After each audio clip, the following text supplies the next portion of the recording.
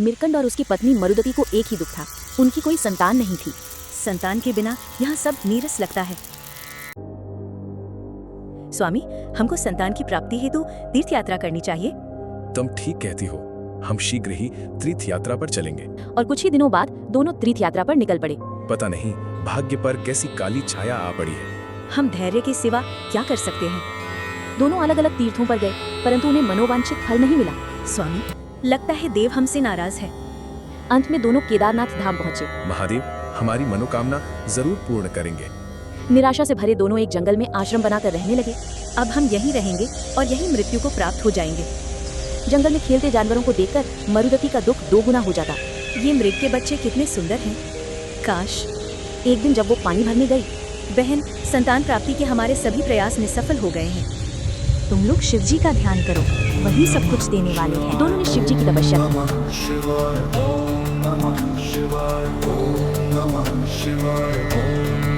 उनकी तपस्या से शिव जी खुश होकर प्रकट हो गए। तुम्हें अल्पायु भक्त पुत्र चाहिए या दीर्घायु मगर नास्तिक पुत्र?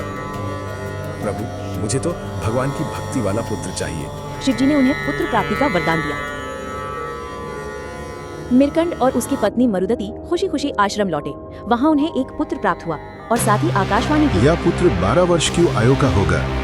दोनों की खुशियों पर पानी फिर गया। स्वामी, अब क्या होगा? जो होगा शिव जी की इच्छा से होगा। दोनों सब कुछ भूलकर बच्चे की देखभाल करने लगे। बच्चे का नाम उन्होंने मार्कंडेय रखा। मार्कंडेय तेजी से बड़ा होता गया। 5 साल की आयु में माता पिता ने उसे गुरुकुल भेज दिया। जाओ, खूब पढ़ो। मेरा आशीर्वाद तुम्हारे साथ है। गुरुकुल जंगल में था, जहाँ दूर दूर से शिष्य विद्यार्जन करते थे।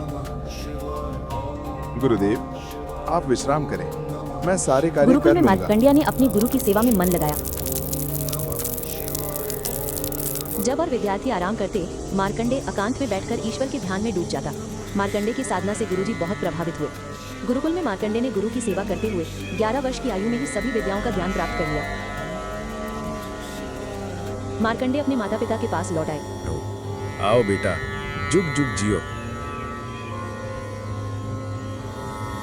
मरुदती मार्कंडेय को गले लगाकर रोती रहती। मेरे लाल, मेरा बेटा। मृकंद अपने तेजस्वी बेटे की अल्प आयु को सोचकर कांप उठते। माता पिता को दुखी देखकर मार्कंडेय दुखी थे। आखिर ये लोग मुझे देखकर दुखी क्यों होते हैं? माँ कैसे उसे बता सकती थी? मैं कैसे उसे बताऊं? मृकंद भी असमंजस में थे। मुझे उसे सब कुछ बता देना चाहिए। एक दिन मार्कंडेय ने पिता से पूछा, पिताजी, आप लोग के दुख का क्या कारण है? मृकंद ने मार्कंडेय को सब कुछ बता दिया। बेटा, तुम्हारी आयु अब थोड़े ही दिनों की है। तुम ईश्वर भक्ति में मन लगाओ। पिताजी, आप मत घबराइए, मैं तब द्वारा दीर्घायु प्राप्त करूंगा। तभी नारद मुनि घूमते घूमते वहां आए और उन्होंने मार्कंडेय से कहा, मार्कंडेय, तुम गोमती नदी के किनारे जाओ और ओम नमः शिवाय का जप करो। मार्कंडेय ने काल वस्त्र धारण किए। माँ, पिताजी, आप लोग मुझे आशीर्वाद दें कि मैं इस कार्य में सफल हूँ। मृकंदा और मरुधरती ने भारी मन से विधुवियोग विदा दी। गौतमी के तट पर मार्कंडेय ने बालू द्वार सफेद लिंग की स्थापना की। शिव जी, अब आप ही मेरे जीवन रक्षक हैं। अनाथ के नाथ महादेव मेरी तपस्या स्वीकार करे। और तपस्या में लीन हो गया। उधर नारद यमराज के पास पहुँचे। यमराज, मार्कंडेय गौतमी के तट पर तुम्हें हराने के लिए तपस्या कर रहा है। मृत्यु को जीतना इतना आसान नहीं है, उससे कोई नहीं बचा है। या तो तुम जानो, मैं तो चला। नारद चल पड़े। मुझे सावधानी से उसे लाना होगा। मार्कंडेय तपस्या में डूबा था। उसके आसपास जंगल घना होता गया। आसपास घूमती जंगली जानवर उसकी तपस्या के साक्षी थे। एक बार वशिष्ठ आदि सप्तऋषि उधर से गुजरे। ये तेजस्वी बालक कौन है? ये तो साक्षात शिव का अवतार लगता है। जंगल में तेजस्वी बालक को तपस्या करते देख वशिष्ठ आदि सप्तऋषि चकित रह गए। मेरा नाम मार्कंडेय है मदेवा। इतनी कम उम्र में इतना तेज? चिरंजीवी बनो वत्स। मार्कंडेय ने उन्हें बताया कि वो क्यों तपस्या कर रहा था। वत्स, ऐसा कैसे हो सकता है? यह तो अन्याय है। मैं ब्रह्मा के पास जाके आयु मांगूंगा। सप्तऋषि ब्रह्मा के पास पहुँचे। मार्कंडेय की रक्षा शिव जी ही करेंगे। सप्तऋषि लौटकर मार्कंडेय के पास पहुँचे। मैं तुम्हें महामृत्युंजय श्रोत्र बताता हूँ, तुम इसका पाठ करो। मार्कंडेय ने महामृत्युंजय स्त्रोत द्वार सिद्धि तपस्या शुरू की। उधर मृकंद दंपति अपने पुत्र की सफलता के लिए प्रार्थना कर रहे थे। यमराज अपनी तैयारी में थे। वो भी मार्कंडे की तपस्या से चिंतित थे। यमदूतों, क्या खबर लाए हो? आकाश में देवी देवता भी मार्कंडे की सफलता की कामना करते और उसकी तपस्या की प्रशंसा करते थे। ये बालक अवश्य ही पृथ्वी के कल्याण का कारण बनेगा। मार्कंडे की आयु समाप्त होने का समय निकट आ रहा था। हे महादेव, लगता है अभी आपको मेरी और परीक्षा लेनी है। अंत में वो दिन आ ही गया जब मार्कंडे के 12 साल पूरे हो गए। मेरा अंत समय आ गया है। अब आखिरी समय है शिवजी की पूजा कर लूं। मार्कंडे पूजा में लग गया। उसके तपोवन से तेज चारों ओर फैलने लगा।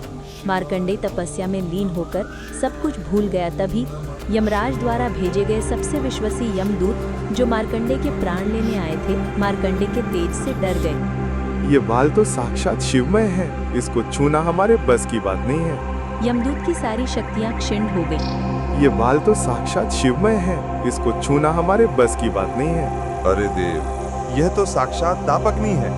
इन्हें तो यमराज ही ले जा सकते हैं। यमराज ने जब सुना तो क्रोध से कपाने लगे। हे दुष्टो, तुम पर धिक्कार है। एक बालक से डर गए। देव, वो साधारण बालक नहीं है। तभी वहां नारद पहुंचे। तुम्हारी परीक्षा की घड़ी आ गई है। मुनिवर, मृत्यु से तो बड़े नहीं बच सकते। मृत्यु तो एक सच्चाई है। लेकिन ये बालक और इसकी तपस्या भी एक सच्चाई है। देखूंगा, मैं स्वयं जाता हूँ। यमराज जब अपनी भैंस पर सवार होकर अपना फंदा और काल दंड लेकर मार्कंडे को लेने पहुंचे। चलो बालक, तुम्हारा जीवन समाप्त हुआ। मैंने अभी तक शिवजी को नैवेद्य नहीं चढ़ाया है, जरा रुकिए। मौत भी किसी की प्रतीक्षा करती है। चलो मेरे साथ। ठीक है, आप अपना काम करिए, मैं अपना काम करता हूँ। मार्कंडे ने अपने शरीर नैवेद्य के रूप में शिवलिंग पर अर्पित कर दिया और शिवलिंग से लिपटकर लेट गया। चलो बालक, तुम्हें चलना ही पड़ेगा। ओम नमः शिवाय। यमराज ने अपना फंदा मार्कंडे के गले में डाला। आहा, फंदा पड़ गया। मृत्यु पाश से कोई नहीं छूटता। यमराज ने फंदा खींचा। बस फंदा खींचा कि मैं तुम्हारे कब्जे में हूँगा मार्कंडे। अचानक पृथ्वी कंप उठी और पर्वत हिल उठे। अन्य जीव इधर उधर भगाने लगे। ओह, यह क्या हुआ? मार्कंडे को खींचते ही जैसे पृथ्वी खिंच गई है। तभी भगवान शिव प्रकट हो गए।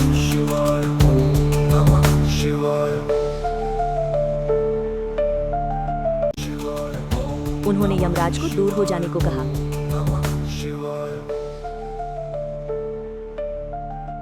शिवजी का क्रोध देखकर सभी देवताओं ने आकर उनसे प्रार्थना की। ओम नमः शिवाय। महादेव के चरणों में मेरा प्रणाम। शिवजी ने मार्कंडे को वरदान मांगने को कहा। उठो वत्स, निर्भय बनो। मार्कंडे, वरदान मांगो। प्रभु, मैं आपकी अर्चना करना चाहता हूँ। मार्कंडे, अमर बनो। अब मृत्यु कभी भी नहीं डरेगी। शिवजी के जाने के बाद देवताओं ने मार्कंडे पर पुष्पों की वर्षा की। और अंत में मार्कंडे सभी देवों से आशीर्वाद लेके लोक कल्याण में लग गए।